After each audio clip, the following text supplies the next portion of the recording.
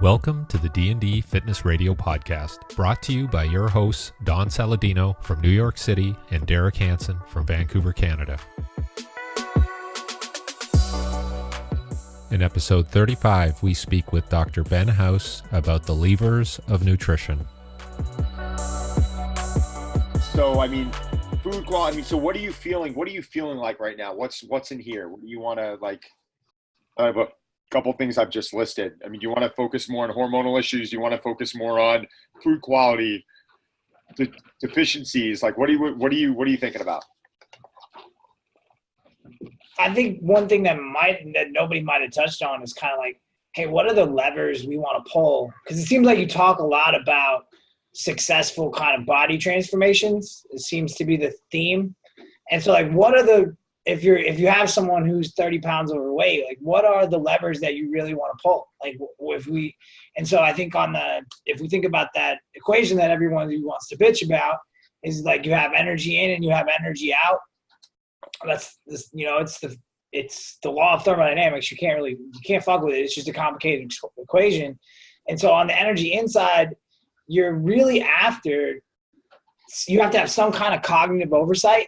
So you got to have some type of weighing or measuring or something like intuitive eating. You have to use something, right? And higher executive function, debatable, but the more you can delay gratification, the more you can do that stuff, the more successful generally you'll be. What do you mean? What do you mean by delaying gratification?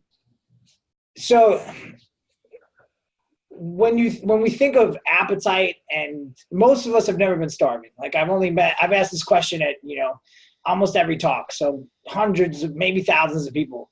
And there's been one fucking guy. I'm like, hey, how many of you guys have actually been starving? I'm usually talking to, people who are pretty successful. So they come from maybe successful families. And there's been one dude, and he did a 30-something day water fast. So he's the only guy who's legitimately been starving. Everybody else, nobody's been starving. So the only reason you eat is for short-term kind of hunger cues. And because this is what I normally eat. Your body doesn't need fuel. It has 60 to 90 days of fuel. So from an if we look at the people who've been successful at weight loss, what are the things that they're really good at? Well, they have some level of self-monitoring. They're highly active, and then they eat a diet that is not energy dense. So it's nutrient dense, and it has fruits and vegetables in it. So those are success leaves clues, right? Right. And so those are the things that people do. And if we want to replicate that, well, let's talk about all the levers that are going to kind of help us maintain lean body mass, because that's super critical, because that's the worst thing you can do is, in my mind, the most unethical thing you can do is have someone crash diet without a resistance training protocol, because they're just going to blow out muscle, and then they gain the weight back most likely, because 80 to 90% of people gain weight back because life happens, and then they have less muscle, and you just fucked them.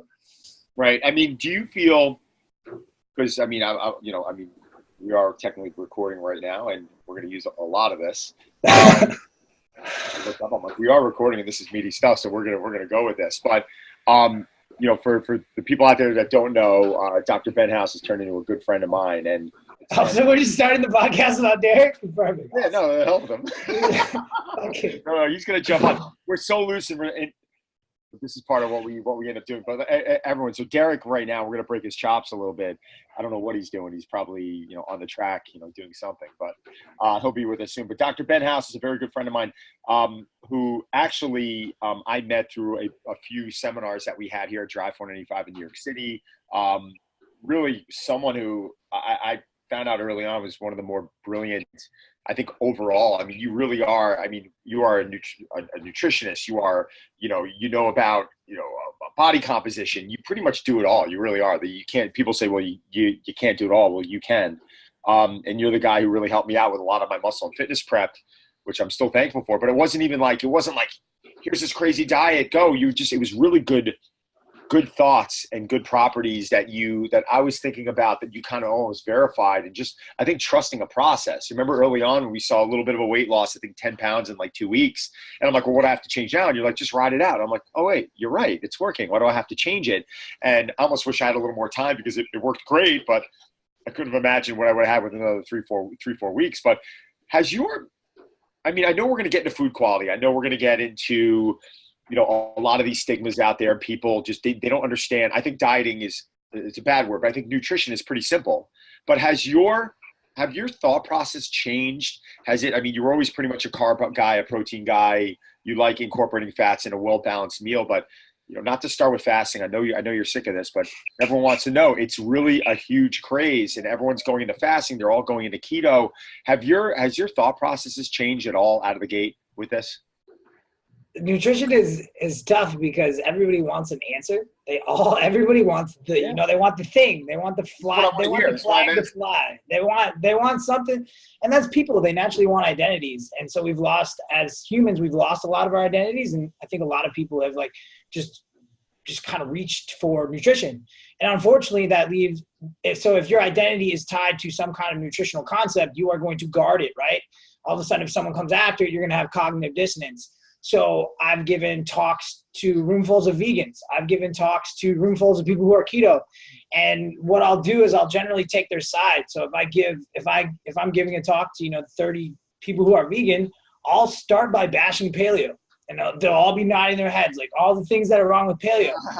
and they'll be like, yeah. And because that's the only way. I want them on my side, right? Because everything has holes. And so then at the end, I'll be like, well, these are all the holes in veganism. You could be low in magnesium, you could be low in selenium, you could be low in zinc. You're probably gonna be low in B vitamins because those are really only found in animal meats. And then they're like, shit, we just agreed with him on him dissecting, because every diet's going to have holes. Every diet, doesn't matter what it is, they're all gonna have holes. And my job, so I never tell people what to do. That's not what I do. I don't do that. My goal is not to change someone else's goals. And so if you want to intermittent fast, let's do it, man. I'll build the program for you to intermittent fast. You want to do an 8-hour window? Awesome. Let's do it. How many calories you got to eat? 4,000? Good fucking luck. Just good luck. You're going to undereat. I get it, but people also don't know what you know. And a lot of times, and this is where I had to kind of wake up a little bit, because there's certain things I hear about the markets or politics that I'm just not educated on. It's not what I've been studying for 20 years. And when I say it to someone and they kind of chuckle and they laugh, it's almost like when someone comes to me and they say, I hear, keto is the new trend, and you're kind of rolling your eyes. Like, what are you talking about? Like what, a protein fat diet is a new trend? It's been around forever. People are just talking about it now. But I can't blame them. I can't get upset with them, but don't you sometimes turn around and in your professional expertise say, no, listen, I would never do that. I did that when I was in my mid-20s. But now, if someone's coming to me and their identity is keto and I have to really assess, do they really want me to talk to them about this, or do they just want validation? Right. If they just want fucking validation, I'm just gonna be like, cool, man. Go, if it's working for you, go after it. If they want to actually have a discussion, and most of them don't, then I'll have a discussion with them. And it has to be honestly, if I'm on a plane, if I'm anywhere, I tell no one what the fuck I do. Nobody knows. I'll tell them I research death, and that just shuts people up real fast. And so because I don't want to get into those conversations with people who don't want to get into the contextual areas of this. It's just it's not fun for me. It's just not something I want to do. If you want to fly the fuck out of your keto flag, and that helps you be successful long term, that ignorance helps you, and that's fine. Because I think if you look at a lot of the people who, if you're vegan, and every one of them, if you're vegan or keto or whatever, paleo, you fly the shit out of your flag and you're successful because of that. When you start questioning it, because you're at that bottom kind of rung of understanding. What do you mean by fly your flag? All right, so human beings are we're very, very tribal. So we want to pick out other things that are going to help us identify other individuals in our tribe. You got a tight shirt on with biceps. I'm wearing a medium shirt with, you can see my biceps. We're probably in the same tribe, right? Extra large, baby. Yeah. New York extra large. And so, So we think about like paleo, like they wear shirts that say paleo as fuck. Like it's like humans are always going to want to fly these flags. If you're a track athlete, they have things that they do that can identify them with other athletes that do that thing, right? That's all it is we're all trying to just find a place. We're trying to have an identity. I understand what you're saying. You just feel like everything we just said, like that's all stories. Like these are all like everything we're talking about is like, it's a story that someone believes. And if they believe that story, sometimes the worst thing I can do is add an element of disbelief. Like, so think if you got a fucking strong power lifter who has a stupid coach, stupid. Right. Everything that guy writes is stupid, but this guy's somehow getting stronger.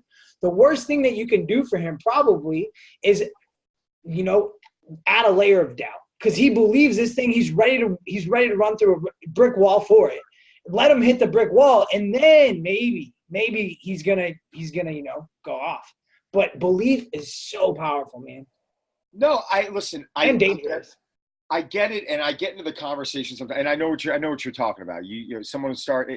They're not really asking you; they're kind of telling you, and they just want validation. But you do have your beliefs, and I think that's what you do have your beliefs. I mean, you kind of rolled your, but I mean, I definitely have. The thing is this: Derek and I both highly respect you from in the industry of what you do, which is a lot of things. And I really am, and I understand it, and I respect it. If someone's coming to you for keto, if someone comes to me and they're like, I want to train to be a better CrossFitter, I can help them become a better CrossFitter. You know what I'm saying? And that's my outlook. But if someone turns to me and goes, what do you think I should be training? What do you think I should be doing? How should I be approaching this? That's a different answer also. But what I like to say, and this is what I respect that you're doing, is I don't want to scare people away from things. I want to give them the education to be able to think for themselves and make decisions based off of that. Someone wants to do CrossFit because they love it, great. Nutritionally, though, there is a lot of shit out there, and it's very, very well can become very confusing. You have a woman who graduates college, she comes into the city, she wants to start getting into shape. She doesn't know what to follow because every page she's opening up, someone's pushing intermittent fasting, keto, paleo, the Mediterranean diet, cleanses, all this stuff. It's like, where do you even start? I mean, this may sound like a general question. How do you eat? What's a That's the worst question that you can ask. The worst. My fucking diet doesn't matter. Like, it doesn't matter at all. Like, I eat what I eat. I eat like 70 grams of fiber a day. Like, that could legitimately kill someone with IBS. Like, right. So I think we're asking, everybody wants this, they want one answer, but there's never going to be one answer. But I'm agreeing with you on that. There's not an answer, but there's principles that you follow. So I'm not saying to go through your macros, but you eat protein, carbs, and fats. Do you eat protein, so this is one of my favorite things to talk about. So like in the 90s, when we just like bashed the shit out of, maybe it was early 90s, we like bashed the shit out of fat, right? Fat was a fucking problem. Like, no way, we're gonna have Snackwell's cookies, just like get fat out of here. And then 2000s, 2010, like all of a sudden carbs became like the thing. Like no coconut oil and everything, cut out carbs. And now what are you starting to see from like the anti-aging thing? Oh, now you're starting to see protein get bashed. Like, oh, you can't have too much protein because you're gonna activate mTOR and you're gonna die. Like, no, guys, you're gonna die. Like if you look at it, it's crazy. Like, you look at the prospective like trials, like every food is related to death. Like, no shit, man. Like, because you're gonna die. Like, and then there's the research. Like, if you eat 12 hazelnuts, you're gonna live like 8 years longer. Like, come on, man. Like, that is just shitty research. And then the media gets a hold of it, and they're like, coffee's going to extend your life. Like, probably not. Like, none of this stuff is going – we think – like, so food is powerful. I'm not saying that food is not powerful. One of the things they had this huge conference, and they had this guy up there who's vegan. They have a guy up there who's super paleo. So just think about, like, you have the figureheads. You have Dean Ornish for vegan. You have, Lauren Cordain for paleo. And then, you have your, if it fits your macros person over here, who's kind of like, who they like to make fun of. Yeah. And so one of the things that if it fits your macros probably disagrees with this the most, but the thing that a lot of us in the nutrition world agree on is you probably want to eat whole foods. Like that, you probably want to eat real food, especially if you're a weight loss client, because if you're a weight loss client, you don't have that much food to work with. And so if you're going to eat our X bar, and our X bar has 4 calories per gram. It's very, very dense. even though it's quote unquote, Whole30 approved, it's dense as fuck. Like bacon has a caloric density of 5.5 calories per gram. So, what's better, RX bar or bacon? Well, they're both energy dense foods that are going to suck up maybe 200 to 300 calories. And if you got 2,000 calories to work with, you just lowered your ability to hit micronutrients. You just lowered your ability to do everything. So women dieting, so your initial question was this woman who gets to the city, probably weighs 150 pounds, wants to lose 20 pounds and she really wants to lose 40 pounds to look like some Instagram model, right? Thinks she wants to lose 20 pounds.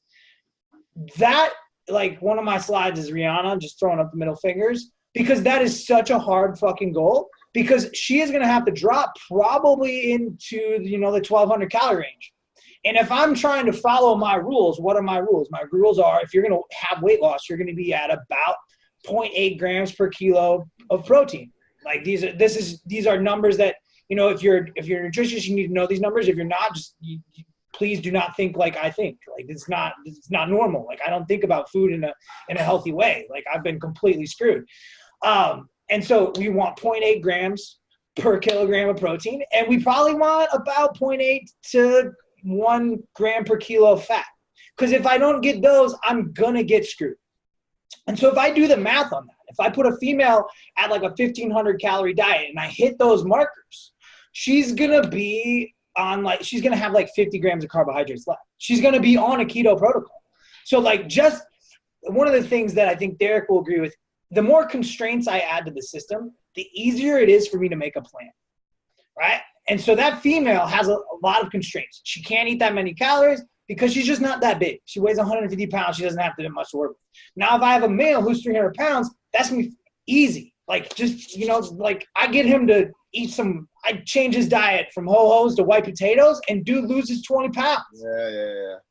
And so that's we really have to match the intervention to the person. Like what can they, and Lane Norton talked about this, like the most important thing isn't what you can do today. It's what you can do, 2 years from now. It's from an adherence standpoint. And people don't like to hear that, but eventually they're going to get to that point, or they'll just get to that point from creeping normality. Their diet will turn into some weird ass version of keto intermittent fasting, and they'll just be weird. And then it's so how do you want, I'm agreeing with everything that you're saying, but how do you want someone to approach this? Someone's coming to you in your wish list. How do you want them to approach? Because the question is this: people are not like me, you, and Derek. They're not. They're not. Yeah, but are those people even listening to this podcast? Oh, there's a lot of people who are listening to my podcast because of me, who we're just trying to get off the couch. Okay. So that's why it's two completely different people. What are the biggest levers I want to pull? Yeah. Non-exercise activity thermogenesis. None of this works if you're not pulling energy through the system. If you're not getting 8,000 to 10,000 steps per day, like just chalk it up, not going to work, right? Thermic effective food, like that's fancy for how inefficient your body is at burning fuel. So it is much more inefficient to burn kale than it is to burn coconut oil. Believe it or not, coconut oil is pretty efficient fuel. Like your body's pretty good at doing that. So if I get people from, eating a processed food diet, so they're eating white bread, regular, like fucking squeeze it cheese, and I bring them to eating, real food with fiber, vegetables, fruits and vegetables, I can get a 15% pop in energy output. Like essentially, I just got 15% for free. And so if I got a 300-pound guy who can eat, who can lose weight on 3,000 calories, dude, that's 400 calories I just got for free. 450. And so we want people, my motto is I want people to eat more and move more. But I don't eat more is just changing the quality of their food. So if I get them to eat more real food, they'll eat less calories, but they'll eat more food. Right. And humans, our brain it's good at regulating calories, especially long term, not in the short term.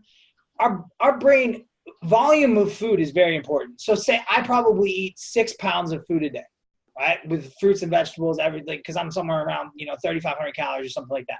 So I probably eat 5 to 6 pounds of food. Now, if I go down to 2 pounds of food, even if it's 3,500 calories, my brain's probably going to be like, I'm still hungry, right? And so you got a lot of people out there who are not actually eating that much food, but they're eating a lot of calories. And so those, my big levers are from you got to move, you have to move. And then we have to probably have some level of, you have to eat whole foods. Different people are being different. Like if you're able to moderate things, like if you're someone who can, go out to eat and have, try some ice cream, if you're that person, or you can have like one glass of wine, you're probably a moderator in a society that is very hedonistic and can't moderate for shit. So that's very protective. Like moderate drinking is, in the research, is very it's very healthy. So there's this idea that, is moderate alcohol consumption healthy, or is it just because these people are moderators in a world that's fucked up? Yeah. And so what you just said is, you're not saying the alcohol is healthy. Obviously, you're just saying that the mindset is healthy, correct? Yeah, guys, it's not the resveratrol. Yeah, I don't want to. It's that you're someone, and I am like the quintessential unable to moderate shit. Like that's why I live in the environment I live, is because I was a compulsive gambler, alcoholic. Yeah, like CrossFit was I was a CrossFitter, most addictive thing ever. CrossFit was more addictive than all that stuff. Still is. I'm still trying to back in my way into finding still CrossFit. Well, let's start a CrossFit casino. Come on. Dude, that would work so well. That would work so well. And then you could get drunk afterwards. Like it would be really good. And so in the nutrition standpoint, like how are you going to make money on this stuff? Well, you can sell what I try to sell, which is context and information and trying to have a deeper understanding, but that's probably not going to sell too well to the mass population. If you're selling to the mass population, you probably want, quick, easy things that are cheap, like, collagen protein. Like think about collagen protein. It's basically the shit we threw away. It's like feathers and bones. And now we're going to turn it into some protein that's worth like $60, right? And someone's going to eat it. It's a really bad protein source, but people are going to buy it. It's great. That's fantastic business model. Great. Is it a good idea? Do people really need all that collagen protein? Well, you can get in the debate of methionine and glycine, but the people that are buying that have no idea about that debate. What is the debate on that, by the way? I mean, I personally know what they're trying to sell, but glycine is conditionally dependent. So if you have too much muscle meat, you could be deficient in glycine. Glycine is needed for collagen synthesis. That's the debate there. There's like Stu Phillips and Alex Leaf had a great debate. Stu Phillips is kind of the godfather of protein. And so I don't think that this debate is anywhere near settled. It's a very interesting debate. Huge, like we're talking like level of nuance 1,000. And so like if we're bringing this back to like what do the people that need to get off the couch need to do? Well, they need to stop searching for that shit. They need to stop caring about those topics, and they need to eat real food, focus on adhering to whatever they can, and then I think what you and I love most is resistance training. They have to resistance train. If you are a weight loss client, like resistance training isn't optional. Like it's not like you can probably get it done in 2 hours a week, right. Twice a week. But resistance training is 100% not optional because you're going to lose muscle mass. And if you lose muscle mass progressively over time, like that's just bad news bears. I'm gonna let Derek speak in a minute, but I'm gonna quote my buddy, West Coast buddy Ben Bruno, when he turned around and he said, resistance training is the entree and cardio is the side dish. Because I can't tell you how many times people ask us, what cardio? And I'm like, why are you focusing on cardio? But again, they're not the professional. Cardio is a terrible way to lose weight. Like it's terrible. Like this idea that you can walk up 70,000 flights of stairs to burn a margarita, like it's bullshit. Like it's complete bullshit. If you look at the Poncer data, energy output is probably capped. Everybody's like for example, I have a CrossFit client. Like legitimately, this dude works out like 3.5 hours a day. Like it's nuts. Like he's jacked out of his mind. He's fucking strong. Like he's a specimen. All right. You put it in your little calorie counter, like what this dude needs to eat. He needs to eat like 10,000 calories a day. How much is he eating? Oh, he's been eating like 3,000 for the last 3 years. He's still making gains, guys. Like, so there's probably this cap on how much you need to eat. And like we had Michael Phelps was eating like 7,000 calories and training 24 hours a day. Like that is not the normal person. Like you cannot do that. Caloric output is a bad thing to chase. You just want to hit your markers. You want to get active and then figure it out. And then nutrition is probably, if you're after weight loss, nutrition is 100%, you're going to be your main driver. I legitimately, if someone's getting 8,000 to 10,000 steps, like, I don't care about cardio one bit. Like, I don't care. Like, you need to lift, and then I need to drive a caloric deficit. Nutrition is the best way for me to drive a caloric deficit. If you want to do some kind of cardio, I'm going to do whatever you want to do. If you want to do HIIT, cool, you're going to do HIIT, but that's going to take away from an interference effect. That's going to take more away from your ability to do resistance training. Do what you love. Yeah, like, did you guys see that? Well, there was two. There was that guy who had the 80-pound tumor, and he said, I thought I was just fat. Did you see that story? And they cut out 80-pound tumor, and the guy lost 100 pounds or something like that in like 5 days. So that was funny. And then the other thing about the cardio was, I always think about wear and tear. There was a Japanese road runner, or like, it was some relay. They have these relays there. And she finished by crawling because she had broken her leg, right? So, and you're asking, and somebody said to me, like, well, how did she break her fibula, right? Like, was it Tanya Harding come up and smack her like halfway through the race? And I'm like, no, just probably from the wear and tear, and, you know, a stress fracture appeared, and then she's running, boom, it goes. And who knows what her nutrition was. And we talked about this. I'm really concerned about, you know, we talk about quality food. What is quality food nowadays? How do we know? Like, so what is quality food? Quality food to be fruits and vegetables. Yeah, but in terms of, like, you know, people are eating stuff, and you talked about it when you were in New York about, like, what deficiencies may be present in processed food, and what our food supply is getting completely fucked. Like, because nutrients are from soil. So if your plants are being, like, if they're being grown in deficient soil, they will be deficient in nutrients. Who knows what nutrient content they're going to have. So yeah, and then you combine that with transportation, and, like, it's, who knows, man, like, legitimately, like, I live on the side of a mountain. I get my vegetables from a lady named Maureen, who brings them down from the cloud forest every other week, like every Wednesday, and then every Sunday. What did you notice because you've been in Costa Rica, what now, a year and a half? I've lived here for over 2 years. Oh, 2 years already. Oh, Jesus, time flies. What did you notice? Because you went from living in the United States to now living in Costa Rica, where, regardless, I know you ate very well in the States, but some things changed. I mean, they had to, right? Yeah, my fruit and vegetable consumption went through the roof here, just because there's so much available and it's cheap. Whereas in the United States, you have the middle aisles are cheap, right? And those things are more expensive here because of import taxes. Like, so it's just more, it's like cornflakes cost like $8. So, like, you wouldn't eat cornflakes here because they're just too expensive.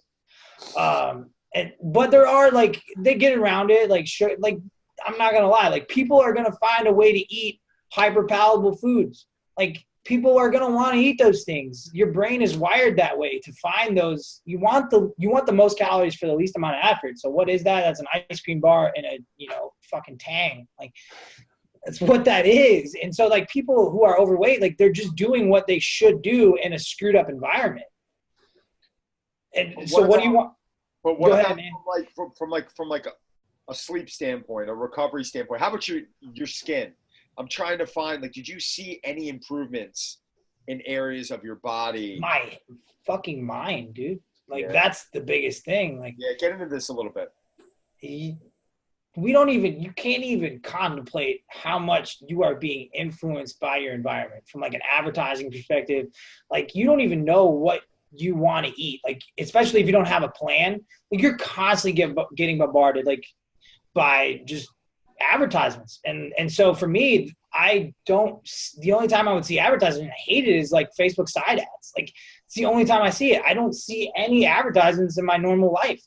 And maybe when I go to the grocery store, there's some kind of special or something like that. But that was the biggest thing from a hedonism standpoint, really tapping into, like, wow, my life, even in Austin, Texas, well, not even in Austin, Texas, in Austin, which arguably has one of the best food scenes in the U.S., I was very hedonic. and not in a bad sense. It was just part of my social behavior. But here we eat most of our meals at home. That's probably like 99% of our meals are at home, just because that's just how it works. I'm not saying that would work for everybody. New Yorkers are kind of the opposite of that. Like they're going to eat 95% of their meals away from home. But cooking, like if you're asking for big levers, if it's possible, I want you to have a little bit of control over your food. If it's not possible, if it's not worth it for you economically, I get it. Like if you're a day trader and you make millions of dollars, like you don't want to spend 4 hours on your food a week. But you better have a plan, and you better know somebody that's actually counting something, because otherwise you're going to be in trouble. Especially, so you asked about sleep and stress. Like, yes, both of those things are going to lead to overconsumption of hyperpalatable foods. So like sleep is the best way to really, really like just completely fuck up your weight loss. There's this crazy study where they took people and they put them on like 5.5 hours of sleep, and then they had them lose weight. And at the same deficit, these people, when they were sleep deprived, lost 80% muscle and 20% fat. And when the other group had enough sleep, they lost 20% muscle and 80% fat. So like you could just the worst situation that you could potentially diet someone is high stress, low sleep, low control of food. That is probably everyone that walks in your door. A lot of people. It is, and it's unfortunate. I mean, I think the thing that's most difficult to control, and this is personally, would definitely be the stress. I mean, I've a very low stress life at home. There's a work stress life. I think the subway down here in the morning is stress. The Long Island Railroad in the morning is stress. I went to bed last night. If I was in bed by 9 o'clock and I woke up at 4, it's still stressful. Even though I got 7 hours, it's still stressful that I woke up earlier than I should have. So there are stresses that I just have to deal with because of life. My thought process, though, is that I'm trying to control that area to the best of my ability, but there's other areas that I can control 100%. 100%. I can make sure I'm getting around the right amount of sleep. I can make sure I'm not drinking alcohol. That's what I'm trying to teach people, is that there's certain things that are out of our control. There's other things that, you can't burn it. Those three components that you just named, you can't fuck all three of them up. You can't. In my mind, like stress, if you're trying to do anything worthwhile, you're probably going to be under a lot of stress. The worst stressor is an absence of stress. Like I'm going to put you in solitary confinement or an island by yourself, and you're going to go fucking insane. Like, so like stress isn't bad. It's when, even physical stress is great to a point. It's relentless psychological stress just because for no reason, like self-created, just nonsense that is not real. Like, oh man, there's this awesome Seneca quote. I'll send it to you. Everyone's going to want to hear it now. I can get it out of my phone. No way. I don't have my phone. I love it. Yeah, well, I mean, the one thing that Ben brought up too in our seminar workshop there at Drive, which is selling now, and it's selling well, Ben. We're doing a good job here. Yes. Well done. It's selling, man. So if you want to hear more about this thing, more from Ben, check out our workshop. Anyways, he talked about children. And that, I have 3 kids, and I'm always thinking about, okay, what are they eating? What are they bombarded with in terms of stress, whether it's social media, whether it's, he talked about toxins, and children are not as good at getting rid of toxins. And that's a big thing for me, is what environment am I putting my kids in, and what is the impact of that?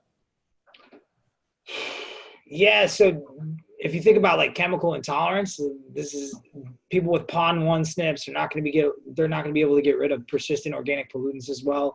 Children just don't have the same detoxification pathways as adults, especially in utero, even as they age. What do you just do like Don said, you just do everything you can. Like you wouldn't heat stuff in plastics. Like you would eat organic. I don't know if organic's any better. Like that's a big argument, because organic's gotten like big food has gotten a hold of organic now. So like, what does it really mean? The best way, I think, most of your toxin exposure will be through food. So I think if you know, like, what's the biggest bang for your buck, knowing your farmer, I think if you can know your farmer, that is huge. Because the label is just a label. They're going to tell you, like, I remember being at a farmer's market when I was in my low 20s, and I was asking this dude about his peaches. I was like, hey, are these peaches organic? Like, because I was a weird kid. And I cared about that shit at that age.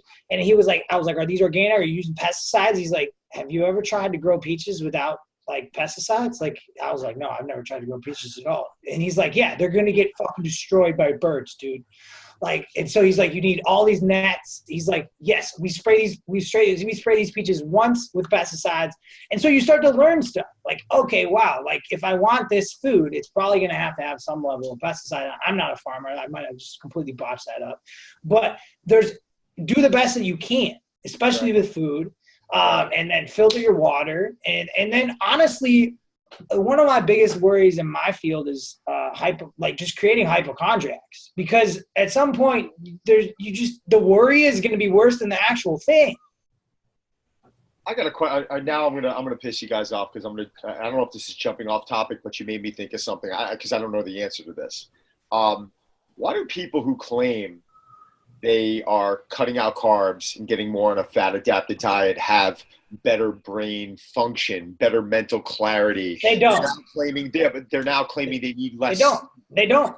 Okay. They don't. Like the research is pretty clear on that, is that low carb versus high carb, you don't have, they look at like cognitive tasks. There's really no difference. People liking things. They like things. They want things to make a difference. And that wanting things to make a difference is huge. Like the placebo effect is so fucking crazy. Like it's nuts, and it's not unreal. Like the placebo effect is so real. I use it all the time. What's going to drive the placebo effect? Empathy, like someone talking to you who cares about you, and price. So you talk about like some doctors in New York, but maybe they're like $2,000 to see. Like you got that price aspect, and then maybe they're all about keto, and then they just slam somebody with keto, and that person gets great results. Could they have gotten results another way and not paid $2,000? Absolutely. So, I believe 9 out of 10 times the answer to that question is yes. That's why I think a lot of the research out there that we're receiving is bullshit, and you just don't. There's too many external variables going on in people's lives to be able to turn around and pinpoint that this is why that change. We gave the guy 5 grams of glutamine every day, and we put him on 12 weeks of resistance training. Well, he never resistant trained to begin with. So did you put it's like, it's crazy. Like, how do you know?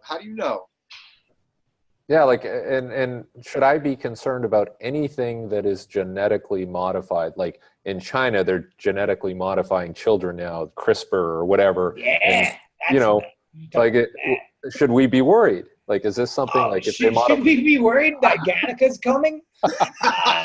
Gattica. I love that movie, by the way. Ethan Hawke. Great movie. There's some people that say it's too hard, like CRISPR technology, gene editing is too hard in humans.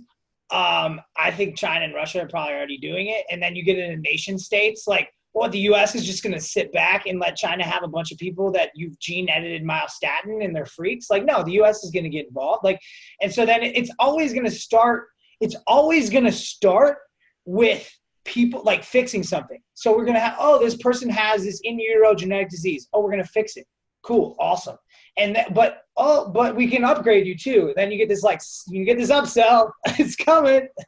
And then you become like, are the ultra wealthy the only people that are going to get this type of stuff? And then you legitimately get into some crazy stuff that I think that we are going to have to deal with in our life. So genetically modified foods. Yeah, like if you're asking me if someone should eat space wheat, like, yeah, probably not a good idea. Like your immune system's never seen that shit. Probably not good. I don't know, like, but if you're asking like from just like, you also have to take into account, like, we got to feed 7 billion people. Like we broke the threshold for what the earth could maintain in the 1970s. So guys, we're going to need some kind of fucking biotech to bail us out if we want any hope.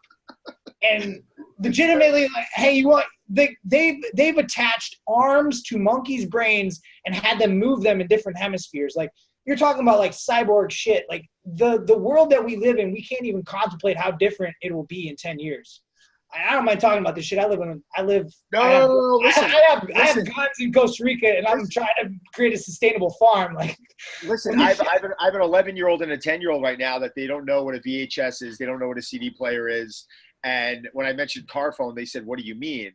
And now, cell phones are scaring the shit out of me, because my kids now at 10 or 11 have to have it. Not because we're like, because it's what's required for them in school. Because at after-school activities, they're texting us. We don't allow them to use it, at night when they get home. They can only use it at a certain time. Really, the weekends is when we have them use it freely. We have these. No, seriously, we have these barriers because they'll be. My daughter's. Have you heard a lot of these like GPS stories? No. Like, there's some Japanese people that were trying to drive to an island, and they literally drove into the water because the GPS told them to drive into the water. They drove into the water, and then the people asked them, like, "Oh, I was just behind Google Maps." People, like, our brains are actually, like, they look at millennials' brains, and they're like, that part of their brain that is like navigating space is getting smaller. Like, people are changing, and I don't know that it's good or bad. I think it's terrible. Obviously, your grandparents also thought that everything you were doing was terrible. The old people always think that the next generation, what they're doing is terrible. It's happened from every generation since Industrial Revolution. See these things? For those of them people who are not watching the video, the audio, I've got these two little earbuds that I've been leaving in my ears, right? Because I'm on calls and they're comfortable. And then I read an article recently saying that they're frying people's brains. Like, there cannot be, is more good coming out of this than bad? That's the question. I mean, the real question is, are human beings going to be here in 10 to 20 years? Where are you losing the ability to communicate? Guys, girls, they can't pick people up. I was on the Today Show the other day. People cannot go into a bar. That's because they text. They don't get facial recognition. We are slowly starting to lose qualities that we're supposed to have. We're supposed to have this level of communication. That you and I think we're supposed to have, but we're at this precipice of exponential rise in infotech and biotech. And like, so my job, what I do probably 10 years from now will be completely dismantled. Like, I'm not going to lie to you, like, machine-based learning my job is the first to go. Like, I look at data and I tell you what's going on. Like, goodbye. Like, some computers are already better than cardiologists. It's crazy. Radiologists are going to be gone. Like, so computers are always going to be better at taking a lot of data. Where are humans going to fit into this? Is consciousness I don't know. Like, we have no idea. We can't even fathom what's going to happen. What I do know is that everyone has thought like us. Like, that is bad. I don't know that it's bad. We haven't figured out if it's bad yet. I said, I don't know if the good, and I did say it's bad in the beginning, and I retract that. I just said, I don't know if the good outweighs the bad. Yeah, what if a computer program is able to identify in your kids what the qualities that they want, and then able to meet them up with a person so they never have to deal with any of the bar shit? Is that good or bad? I don't know. My first response would be is that experiences in life are what mold us for the future. And that anytime I talk to a woman and I was successful or I got rejected, I took both of those experiences as something positive. It sounds funny, but it's something that molded me, and it's what allowed me to be somewhat aggressive. I'm an aggressive human being. I'm an outgoing human being. If I didn't have that and I had a machine making those decisions for me, would I be able to go in a meeting and to be the way that I am, or talk the way that I am right now, or the fact that I'm at work for 12 hours and someone probably thinks that they just injected my ass with adrenaline because I can't slow the fuck down? This is who I am. So no, but seriously, the reality is I can. Well, your job will be the last to go away because you're dealing with other humans until humans are unimportant. But then that's. Well, you know what's happening now. I mean, even with everything's an app now, and everything's. I mean, I'm even seeing it because I'm creating it. I mean, that human experience. I miss going to Blockbuster. There's things that I miss. I enjoy going to a store and buying a pair of shoes. Yeah. There's things like underwear now, socks. I don't need to go to the store to get it, but there's things when you spend a certain level, you want to touch and feel. Are we ever going to lose that? I don't think so. Like, how are we going to lose that? Yeah, I miss like taking the record out of the jacket, putting it on the turntable, putting the needle down. I love it. I miss buying a CD. I miss going in and buying a full album. I'm tired of downloading one song. I miss that. But our kids are never going to be exposed to that, so how are they going to miss it? Humans have always thought the past was better. We've always been nostalgic. We always think it was like paleo is the perfect example. We've always thought that. Like, do you really want to be paleo? Like, do you want to search for your food? Is that something you want? Like, so I don't know. I'm a very pragmatic individual, and I have no skin in the game. So it's an interesting, like Yuval's books are probably, we're now into the Homo Deus like debate, which is an amazing book. It's like, what is the next step for humanity, right? And food is a big part of that, because we're becoming, you look like, I think we talked about this in New York, from a Pottinger cat standpoint, we're now 3 to 4 generations away from the industrial food revolution. And so Pottinger had these cats, and once he made them nutrient deficient, in about 3 or 4 generations, they were completely fucked. They couldn't remove their claws. They couldn't do anything. Like these species, they were done. And so the industrial food revolution happened in about the 1950s. And so you now have athletes, and Derek and I talked about this. You have athletes that are just breaking their tibias on a cut. Like, what the fuck? Like, how does that even happen? And I think that we're just going to start to see that humans are going to become more fragile.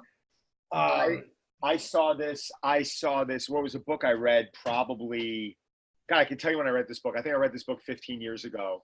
It was by Weston Price. Mm-hmm. Yeah, he looked at teeth of all the other. Food and degeneration of, civilization. I forgot what the book was called, but I remember reading it, and my jaw was to the floor, because there's incredible specific regions in our world that haven't, or at the time was never exposed to chemicals, or weren't exposed to specific types of pollution. And then when you brought these people over to they had perfect teeth and perfect skin, and they'd never been sick, and they bring them over to our civilization. In 2 weeks, they're catching colds, and they just can't handle that. What was it called? Thank you. Nutrition and physical degeneration. Oh, you got a side person? Like, I could have got that. That's my niece. Side person? Also my digital. Wow. Personal assistant. That's fucking great. Her name's Caroline. Give her a little shout out. Thank you. Yeah, where'd she go for that? She went to the internet. Give her a promotion. She heard that, and then she handed it over. That's when you know that she's got my back. She's like, look, that's the name, you idiot. There's an app for that, I'm sure. Yeah, exactly. Sorry to hurt her. Oh my God, we have about 6 minutes left, and I can obviously do this for about 3 hours. And I'm gonna ask you a dumb question, because you said it. So I caught you a couple of times, because you're saying no, I'm for everything, and then you bashed. What was the paleo? You bashed. Oh, dude, do you have fucking amnesia? Like, does she like fucking remember everything more you do?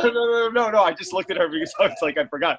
I was like, what was it? So now tell us, because now every listener's gonna be curious. What don't you like about paleo? Don't give me that bullshit answer. Like, no, I don't dislike paleo. It might be for some. I don't dislike paleo at all.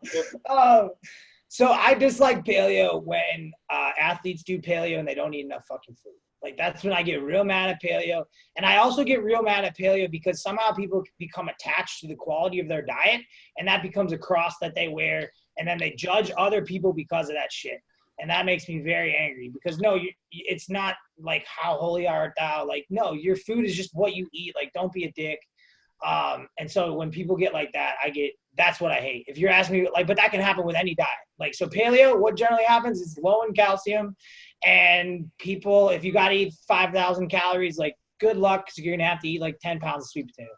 Yeah, I know. You know from experience. I think that's what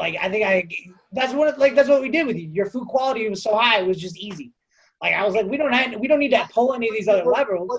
And I have to say this, but what people don't understand was I was consuming, but before I started dieting for the shoot, I was consuming roughly, I think it was like 450 to 500 grams of carbs a day, 125 grams of fat, and about 275 grams of protein. At the time, I was about 215 pounds. if I remove at that time, because I was eating clean, but when I went in to get prep for the shoot, I just removed all cheats. You know, I didn't have a sip of alcohol for 5-6 weeks. And I felt like that in itself was just, I mean, people want to do, they start asking about macros. I'm like, macros, stop drinking twice a week and watch what's going to happen. Like, maybe you don't have to worry about macros. Maybe you don't have to dial them in that much. People don't understand. I mean, listen, I'm all for it. Like, have a cheat. You want to splurge here and there, but sometimes all you got to do is I'm not for it. I'll interrupt you right there. I'm not for cheating, because human happiness is only, it's like how high. So like if you have a tomahawk ribeye with butter and then you have ice cream after it, every other meal you have that week is going to suck, because it's not a tomahawk ribeye with ice cream. So like that's how the human mind is going to work. It's going to discount everything else. So how do you train someone out of that? I'm just curious, because one of the big questions that we get is, you know, I'm always craving crap, and I'm like, well, you're not eating enough. You got to eat more fats. But how do you train? It's like a drug, right? You got to push yourself in the beginning, right? Yeah, you're dealing with someone who's unable to moderate probably. And at that point, you just got to be like, hey, you got to stop. And if you have a hard line, it's going to be easier than if you give yourself an inch, because you're going to take a mile. That's kind of when you get into these personality types. Some people can moderate really well, and they're probably not that person. Then look at their life too. Are they sleep deprived? Are they like, why are they craving those foods? But yeah, I think that you're supposed to crave those foods in your current environment. Your environment wants you to crave those foods. Like, those foods are going to make somebody a lot of money. What I see though is the less I have it, the less someone has it, the less they crave it. Yes. And you also get into like, so that's why paleo is also dangerous, because the minute you tell somebody that something's off limits, it adds value to that something. Right. Like, you're married, all this, like, and like, so if you give yourself an inch, like, it's a terrible idea. Like, you have a hard line. All of us are, I think, Derek, you're married. All of us are married. Like, right? There's no fucking line. Like, there's just no line. Like, that. This is how I live. This is how it is. Like, I'm not going to do that. Right? That's easy. We have that for not some people. It's not easy, but food, if you're unable to moderate, in my mind, that is your best play. Just make it completely awful. Because then it's easy. I don't do that. Hey, Ben, I have one more question. You talked about people not being able to cook for themselves. What advice do you give people? Like, where should you learn how to cook properly for yourself? So, yes, that's a great question. Cooking is not that hard. That's the big thing I want people. Most of my research was in this freshman Hispanic population at the University of Texas. And I with my team collected thousands, probably 3,000 dietary recalls on these kids. And like, none of them cooked. They were all eating Easy Mac. They were all going to the cafeteria, just putting ranch dressing on stuff. And we were just creating a population that had no ability to function for themselves. They had no ability. They didn't even know where apples came from. Like, they had no idea. So how do we cook? Well, really, when people ask me that question, they're always like, hey, can you give me some recipes? Absolutely not. I don't want you to cook complicated ass shit. Like, do not try to bake a blueberry pie your first time around. No, like, bake sweet potatoes at 350 and then cook chicken breast to 165 and actually sit down and eat it. And it'll probably taste pretty good if you do it right. Like, it's not that hard. Right. And you only need to be able to cook like 5 or 6 meals. Like, you just get consistent with a couple things. Variety is the death to any diet, believe it or not. Everyone, like, yes, you need to consume a variety of plants and stuff like that. But talk to any bodybuilder. Like, if they're really good, they probably eat the same shit most of the time, right? Because choice isn't something that you want to have to deal with. And that's one of the things I'm dealing with weight loss clients is, hey, if you don't have a plan and you're in New York City, you're probably going to fail. So you got to have, if you're not going to prepare your food, you got to have 4 places. Say I got somebody whose job, they're a real estate agent, their job is to entertain. Like, good luck keeping that person on a fucking diet. Like, not going to work, right? It's just not going to work. Like, their job is it's going to kill everything. So, hey, I'm like, and I can't make food not get you sales. So all of a sudden you're the guy who's like not drinking wine. You're the guy who's like making food a big issue. Like, that's not going to work either. What I need you to do is I need you to pick 3 or 4 restaurants. I need you to have one thing on that menu that you order, and you just fucking burn those down, and then you're good and you like that stuff. So create choices, but don't be worried about having too many choices. All right. Ben, when I come to Costa Rica, we got to do this again because this is too much fun and there's too many topics that we didn't cover here. Yeah, you guys, we just pinballed all the fucking. No, but that's freaking great. But you know what? Fun. Like, listen, we're talking about fun things that people want to know about. Like, we could take a little bit more of an organized, scientific approach and maybe talk to more of a serious trainee. But I think people out there really want to hear perspectives and opinions. And if anything, I think it almost might relax people because it's like, just fucking chill out, man. I mean, at the end of the day, it's like chill out, food quality, you know, eat food, do less cardio and resistance training. Don't do cross. Next time we're in New York, I want to take a camera. We're following you two guys. We're going shopping. We're going to a restaurant. And that's, you know what? We should do that. You know what? Yeah, you can either get a camera. I'll bring it. I mean, I can get Playbook to bring up a camera crew in there. We can blast with that. We should go, honestly, take a half a day and just go around and shoot the shit. I think that'd be awesome. Yeah. All right. House, I love you, bro. You're the best. Cool. Awesome. Yeah, I mean, also, I'm going to New York. Like, what the fuck just happened? No, you are. Bro. We're gonna have another workshop. We're gonna do a. Oh Jesus. Yeah. Oh, we didn't tell you this. I'm sorry. Oh, great. I'm not gonna, Derek. I'm not gonna sell that one either. No. We're gonna do good stuff, boys. We're gonna have a good 19. Let's go. Yeah. Just let me know. All right, brother. Talk to you guys later. I gotta roll. Good seeing you guys. Take care.